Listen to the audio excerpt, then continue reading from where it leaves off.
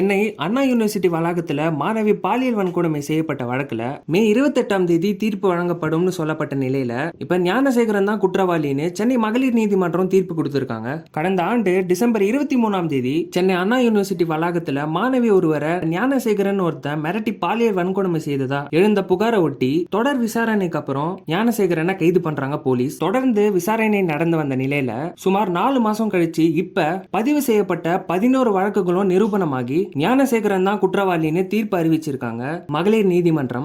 ஞானசேகரனை குற்றவாளின்னு அறிவிச்சதுக்கு அப்புறம் என் அப்பா இறந்துட்டாரு, நிறைய கடன் இருக்கு, அம்மாவையும் மகளையும் பாத்துக்க வேண்டிய கடமை எனக்கு இருக்கு, எனவே குறைந்தபட்ச தண்டனை கொடுக்க சொல்லி கோரிக்கை வச்சிருக்கான் ஞானசேகரன். ஞானசேகரனுக்கான தண்டனை விவரம் வர ஜூன் 2ஆம் தேதி அறிவிக்கப்படும் சொல்லியிருக்காங்க சென்னை மகளிர் நீதிமன்றம். ஞானசேகரன் நீதிமன்றத்தில் வச்ச கோரிக்கையை கேட்டு நீங்க என்ன நினைக்கிறீங்க?